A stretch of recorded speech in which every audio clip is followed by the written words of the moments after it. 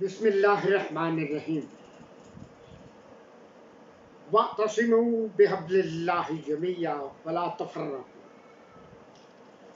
Honorable subscribers, my friends, followers, حاضرین و سامعین و ناظرین, السلام علیکم.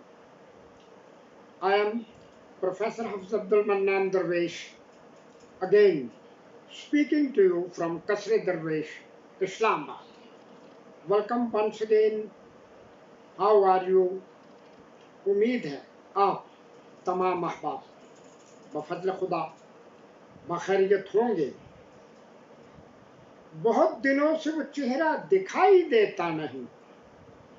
اس کی تو کوئی وجہ تو ہوگی نا. چہرہ کیوں نہیں دکھائی دیتا تھا؟ اور وجہ میں آپ ہم سب جانتے ہیں. بدلتے ہوئے سیاسی حالات، ملکی حالات، بین الاقوامی حالات، اور ہر بندہ تذبذب کا شکار ہے. کیا ہوگا؟ کیا ہو رہا ہے؟ اگر میں کچھ کہوں تو اس کے نتائج میرے لیے کیا ہو سکتے ہیں، اثرات. بہرحال جو کچھ بھی ہے، پہلی تو میں پھر معذرت کروں گا، پہلی مرتبہ پھر ایک دفعہ کہ کچھ ایسے حالات بنے، دوبارہ آپ کا میرا رابطہ وقتی طور پہ تھوڑا کمزور ہو گیا تھا. آپ کے میرے بے شمار لوگوں کے ہمارے رابطے ہیں، آپس میں ڈسکس کرتے رہتے ہیں، مختلف معاملات میں اپنے اپنے انداز سے بیان کرتے ہیں. آج ایک بہت اہم دن ہے، 7 اکتوبر ہے. تقریباً 150 سال پہلے حضرت علامہ نے یہ کیوں فرمایا تھا؟ بجھی عشق کی آگ اندھیر ہے، بجھی عشق کی آگ اندھیر ہے، مسلمان نہیں راکھ کا ڈھیر ہے. نبی، پیغمبر یا بڑے لوگ یہ بتا کے نہیں ان کو بھیجا جاتا دنیا میں، اپنے عمل سے. ایجنڈا تو خدائی ایجنڈا ہوتا ہے نا، اللہ کی رضا ہوتی ہے. ایجنڈا رضا ہوتی ہے. جو کام اس نے جس سے لینا وہ اس سے ہی لے گا. اس کو خود بھی نہیں پتا ہوتا کہ میں یہ کیا کر رہا ہوں، کیا باتیں کہہ کے جا رہا ہوں.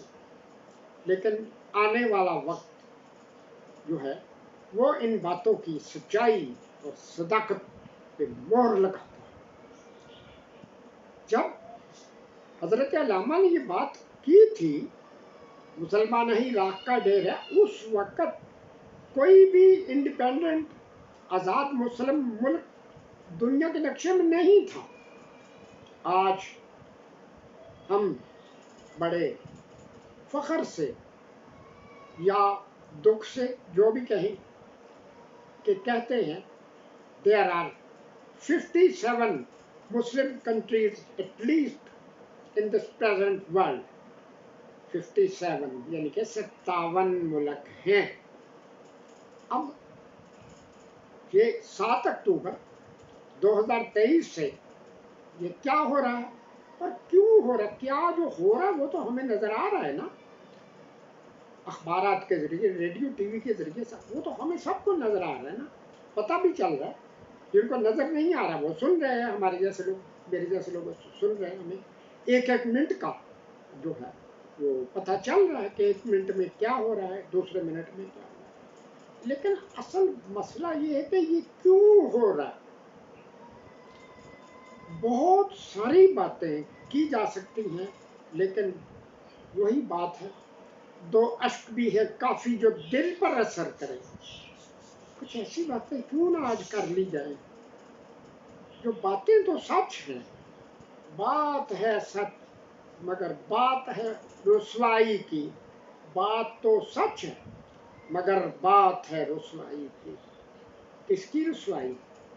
اپنی یا ہمارے ان 57 ملکوں پر، ممالک پر مسلط شدہ لیڈروں کی رسوائی، یا جن کی وجہ سے جن کی طفیل آج ہم اس المناک مقام پر اپنے آپ کو دیکھ رہے ہیں، سب کچھ جاننے دیکھنے کے باوجود کچھ کہہ نہیں سکتے. کیوں نہیں کہہ سکتے؟ کہ ہمیں احساس دلا دیا گیا ہے کہ ہماری بات کہی ہوئی اس کی تو کوئی اہمیت ہی نہیں، باتیں کرنے کا کیا فائدہ ہے. اور یہی سب سے بڑا ایک ایٹمی ہتھیار تھا کہ مسلم عوام کو پہلے بے حس کر دو. ہماری بات کا فائدہ ہونا یا نہ ہونا وہ تو ایک علیحدہ مسئلہ ہے، اللہ کا معاملہ ہے. لیکن اگر ہم کچھ نہ کر سکیں، لڑ نہ سکیں، کچھ نہ کر سکیں، تو کم سے کم زبان سے ہی تو کچھ کہیں. دل سے برا سمجھیں تو زبان سے کچھ کہیں نا. آج بڑے بڑے جلسے، بڑے بڑے احتجاج کیے جا رہے ہیں. یہ جنگ کبھی ختم نہیں ہوگی. ان اسرائیلیوں نے دنیا کو تیسری عالمی جنگ کے دہانے پہ پہنچا دیا ہے. اس بات پہ بڑا زور دیا تھا. زبانی جمع خرچ ہے نا. تالی دونوں ہاتھوں سے بجتی ہے.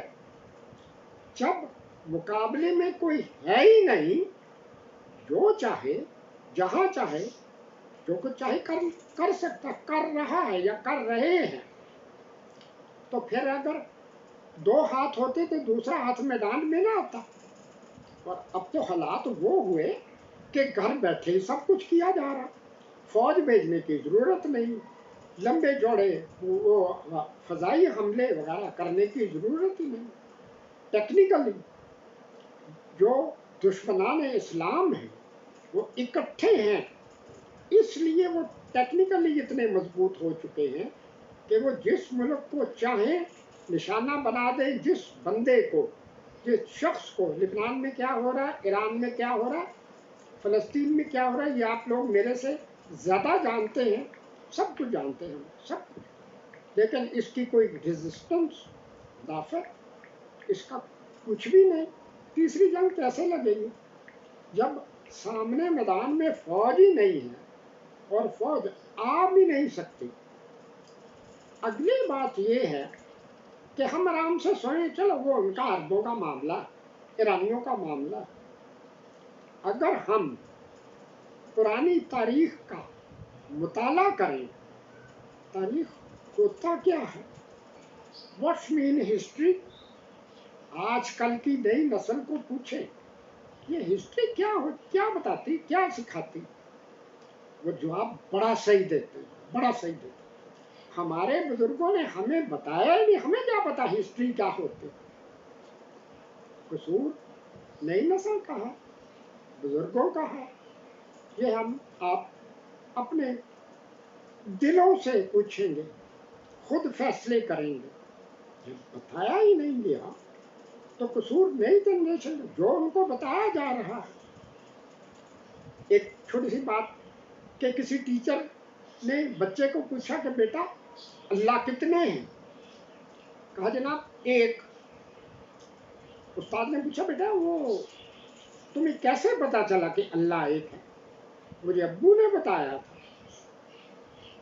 ابو لیگل ہو، انلیگل ہو، لیجیٹمیٹ ہو، انلیجیٹمیٹ ہو، جو آج کل کے ابو صاحبان یا جو کچھ ہو رہا ہے، جو وہ بچوں کے ذہنوں میں ڈالیں گے وہ وہی کہیں گے نا. ابو صاحب کن کے جوتی چاٹ، کن کے بچے ہوئے ٹکڑوں پہ گزارا کر رہے ہیں، تو جو بچوں کو بتائیں تو وہی کچھ ہوگا. انڈیا میں آج میری خواہش ہے کہ میں کچھ ایسی باتیں ضرور کہہ دوں کہ جو عام حالات میں لوگوں تک پہنچتی نہیں، لوگوں میں انٹرسٹ نہیں. شاید کچھ لوگ ایسے، کچھ تو ایسے ہوں گے جو ضرور ان باتوں کو سوچیں گے، یہ سوچیں گے کہ یہ تو ہم نے کبھی سنا ہی نہیں تھا. دیکھو یہ کیا بات ہے. انڈیا میں لاکھوں مسلمان نام کے، بس مسلمان ہونے کا کرائٹیریا کیا، معیار کیا ہے؟ مسلمان کے گھر پیدا ہو جاؤ، مسلمان نو جیسا نام رکھ لو. کبھی کبھار नमाज रोजा भी कर लिया करो।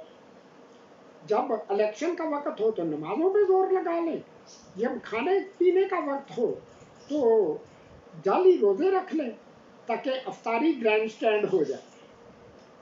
और बस इतना ही काफ़ी है। बाकी इस्लाम क्या कहता है, अल्लाह क्या कहता है, वो हमें मसला जो हमारे अबुओं ने बता दिया या दूसरों ने बता दिया, बस वही इस्लाम है।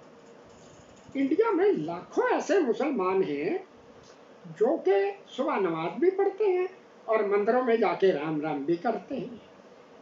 ये क्या बात है। इसी इंडिया में दूर ना जाएं, जब ये इंडिया पाकिस्तान एक था, अंग्रेजों का दौर था, सल्तनत अवध आप जानते हैं कि वो लखनऊ और उस एरिया में अंग्रेज हुकूमत की सरपरस्ती में अहले तशी की एक सल्तनत, यानी कि मस्जिद के अंदर मस्जिद, to create a state with in a state बना दी गई थी ताकि ये लोग आपस में लड़ते मरते रहें और हुकूमत हमारी रहे, एजेंडा हमारा इम्प्लीमेंट होता रहे। आप सुन के हैरान हो, मुसलमानों पे क्यों बदनाम करते हैं? दुनिया का कौन सा शख्स है, हिंदू ईसाई यहूदी, कोई जो ही हवा का रुख बदलेगा और अगर वही रुख कुछ देर कायम रह गया तो हर शख्स उसी की तरफ में। जब सल्तनत अवध पूरी ताकत से चल रही थी, हिंदुओं का एक बहुत बड़ा ग्रोह जो था, थे हिंदू ही, नस्ली हिंदू थे और उन्हें आगे भी नस्ली हिंदू ही रहना था। अपने आप को क्या कहलाते थे? हम हसनी हुसैनी ब्राह्मण हैं, क्योंकि हसन हुसैन के पैरोकारों का वहाँ उरूज था या हुकूमत थी। उनकी खुशनुदी की खातर अपने बगलों में खंजर लिए हुए उनके दाएं बाएं होते थे ताकि जब भी मौका मिले पीठ में खंजर को। अब जब हुकूमतें लंबी हो जाती हैं, पिछले दिनों बांग्लादेश का जो हंगामा हुआ उसमें बड़ा टेक्निकल नुक्ता बताया गया कि जब हुकूमतें लंबी हो जाती हैं, हुकूमत खा कैसी भी हो, किस तरह से भी आई हो, लीगल हो इलीगल हो, वो इलेक्टेड हो अनइलेक्टेड, कुछ भी हो, हवा का रुख बदला, बड़े बड़े जो लोग होते हैं अपनी पेट की मजबूरी समझ लें या और किसी तरह की मजबूरी समझ लें, उनकी हाँ में हाँ मिलाते हैं। जैसे वो शकीबुल हसन जैसा बंगालियों का क्रिकेटर बांग्लादेश का, उनकी पार्लियामेंट का मेंबर था, अवामी लीग का सरगर्म रुकन था। ये उसका कसूर नहीं है, ये एक सिस्टम है हमारी सोसाइटी का कि हम हवा का रुख बदलते हुए अपने आप को बदलने पे मजबूर होते हैं। लेकिन अगर हम यूं ही कॉम्प्रोमाइज करते रहेंगे, हवा के रुख के इंतजार में बैठे रहेंगे, तो फिर क्या होगा? तुम्हारी दास्तां तक भी ना होगी दास्तानों में। हजरत अल्लामा ने ऐसे ही कह दिया, तुम्हारी दास्तां तक भी ना होगी दास्तानों में। फिर एक वक्त आएगा, हमें इस खुशफहमी का शिकार कर दिया गया कि मुस्लिम कौम तो क़यामत तक रहने के लिए है, मुस्लिम कौम क़यामत तक रहने के लिए, ये अपनी जगह पे बात हुई, लेकिन उसका कौन सा तबका, कौन सा ग्रोह राह रास्त पे है, कौन से ग्रोह ने कहाँ कब्जा करना है, ये हम खुद लड़ रहे हैं, झगड़ रहे हैं, वैसे ही कर रहे हैं फजूल। और वो बात भूल गए, आप सल्लल्लाहु अलैहि वसल्लम ने जब अपनी वसीयत कुछ फरमाई थी विसाल से पहले, एक खास बात ये फरमाई थी कि देखो, फालतू बेमकसद बहसों से बचना। तुम्हारे से पहले बहुत सी कौमें सिर्फ फालतू बहसों की वजह से तबाह हो गई। जिस चीज से मना किया उसी चीज, कोई शिया सुन्नी बरेलवी जो भी कुछ है, लेकिन कोई कहता पहले मैं मुसलमान हूँ या पाकिस्तानी हूँ। रही बात पाकिस्तान की, वो तो میرا حوصلہ نہیں ہے کہ میں یہ کہوں، کتنے کے لوگ ہیں کہ جو یہ بات کہیں کہ میں تو بھئی پہلے نمبر پہ پاکستانی اور پھر مسلمان ہوں، پاکستان رہے گا تو اسلام رہے گا۔ اسلام اس طرح سے نہیں ہوتا، دکھاوے کا نہیں ہوتا۔ ملا کو جو ہے ہند میں سجدے کی اجازت، ملا کو جو ہے ہند میں سجدے کی اجازت، نادان سمجھتا ہے کہ اسلام ہے آزاد۔ صرف دو ٹکرے مار لو الیکشن کے وقت، جب ووٹ لینے ہیں قرآن لوگوں کی جولیوں میں پھینکو، یہ اس کو ووٹ دینے ہیں۔ یہ آج کی باتیں تو نہیں ہیں، یہ تو میں 70 کے الیکشن سے آبزرو کر رہا ہوں، آپ بھی کر رہے ہیں۔ ہمارے بزرگ، میرے زیادہ تر جو فالوورز ہم لوگ ہیں، زیادہ تر کافی اولڈ ایج بزرگ لوگ ہیں جن کے بہت تجربات ہیں، میری مطلب بہنیں ہیں یا بھائی ہیں یا ہمارے افسران یا جو بھی کچھ ہیں، دوست احباب ہیں۔ اللہ کا شکر ہے کہ گزشتہ 54 سال سے جو ایک بیٹل میں ہم اپنے آپ کو شامل سمجھ رہے ہیں، کر رہے ہیں اپنی استطاعت کے مطابق۔ تو باتیں اور بھی بہت سی ہیں کرنے کی، لیکن ذرا بات لمبی ہو رہی ہے، تو پھر یہ نہ ہو کہ ایک طرف یہ ویڈیو چلا دی جائے اور دوسری طرف آپ کی توجہ اس طرف ہو کہ وہ جو انڈیا اور انگلینڈ اور پاکستان کا ٹیسٹ ہو رہا ہے وہاں کیا صورت حالت دے، نظر آنکھ اس طرف ہو، منہ پھیر کر ادھر کو ادھر کو بڑھا کے ہاتھ، ریڈیو کا والیوم اونچا نیچا کر رہے ہیں، ٹی وی کا والیوم ریموٹ چلا رہے ہیں۔ تو اللہ تعالیٰ، بہت میرا دل ہے، بہت کچھ ہے میرے پاس کہنے کے لیے، لیکن بس ہم ہاتھ پھیلا کے، ہاتھ جوڑ کے، جولی پھیلا کے اللہ تعالیٰ سے دعا کریں کہ ہمیں اس چکر میں بے حس کر دیا گیا ہے۔ گناہ تو ہمیں کر رہے ہیں نا، مسلمان ہی کر رہے ہیں نا۔ صرف گناہ وہ کرتا ہے جس کو احساس گناہ ہو، جس کو احساس نہیں۔ اگر اللہ نے جو سب لوگوں کو پیدا کیا، مسلمان، ہندو، عیسائی، جو بھی کوئی ہوئے، تمام مخلوق کو اللہ نے پیدا کیا نا، تو پھر اگر وہ کرائٹیریا معیار جو رکھے ہوئے ہیں، تو وہ جو گناہ کر رہے ہیں، چلو دور نہ جائے، یہ 1 سال سے جو کچھ ہو رہا ہے، ان کی پنشمنٹ، سزا، محاسبہ کیوں نہیں ہو رہا؟ کیوں نہیں ہو رہا؟ اس لیے نہیں ہو رہا کہ ہم بے حس ہو چکے ہیں۔ ہمیں جتنی بھی زیادتی ہوگی، وہ جیسے کہتے ہیں بائبل میں ایک بات لکھی ہوئی ہے، اب بائبل کے بارے میں وہ کبھی پھر بات کریں گے نا، لیکن وہ بات تو میں نے کیونکہ ہر کتاب، مذہبی کتاب خود اپنے ہاتھ سے پڑھی ہوئی ہے، کہ جی ان کے بقول حضرت عیسیٰ علیہ السلام نے فرمایا کہ اگر تمہارے ایک گال پہ کوئی تھپڑ مار دے، چانٹا مار دے، تو دوسرا اس کے سامنے کر دو۔ چلو بھی ایران، فلسطین، یہ وہ تو تباہ ہو ہی گئے، لبنان وغیرہ، یمن، شام، اب پاکستان، بنگلہ دیش وغیرہ ان کی باری ہے۔ چلو آپ بھائی ادھر آ جاؤ۔ اگر یہ بات ہم سوچیں کہیں تو وہ یہ نہیں، وہ اس کا جواب کیا دیں گے؟ بھائی ہمیں جانے کی کیا ضرورت ہے؟ عبداللہ بن ابی جیسے لیڈروں اور اس طرح کے لوگوں کی پاکستان میں، انڈیا میں، بنگلہ دیش میں، مالدیپ میں کمی ہے؟ ہمیں کیا، پاگل ہے ہم جا کے لڑیں، اپنے بندے مروائیں؟ ہمیں تو یہ بتا دیا، ہمارا یقین ہے کہ کبھی بھی کافر مسلمانوں کو شکست نہیں دے سکتے۔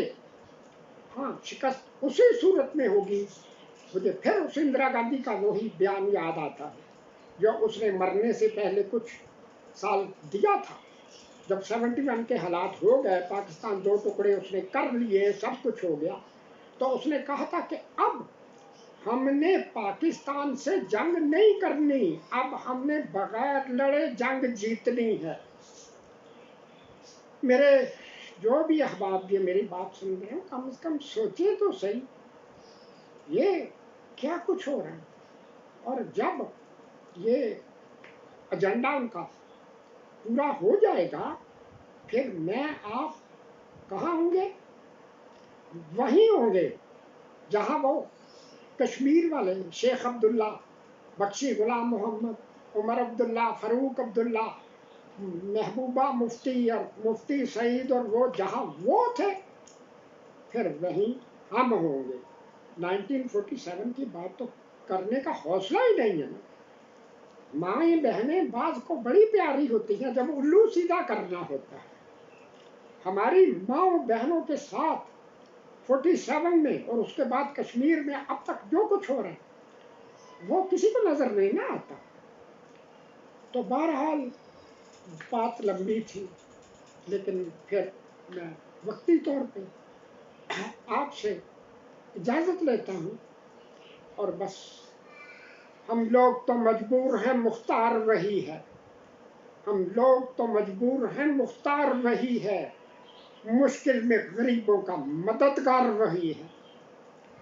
انتظار کرتے رہتے، مدد اوپر سے فرشتے آئیں گے، اور فرشتے اگر آئیں گے نا، اگر انشاءاللہ آئیں گے یا غیبی مدد آئے گی، تو پہلے ہمارے ممالک پہ اور ہماری پارٹیوں کے اوپر اور ہمارے اوپر جو عبداللہ بن ابی کے ٹولے ہیں ان کو ختم کریں گے تو کچھ ہوگا، ورنہ پھر وہی بات ہے، تمہاری داستان تک بھی نہ ہوگی داستانوں میں۔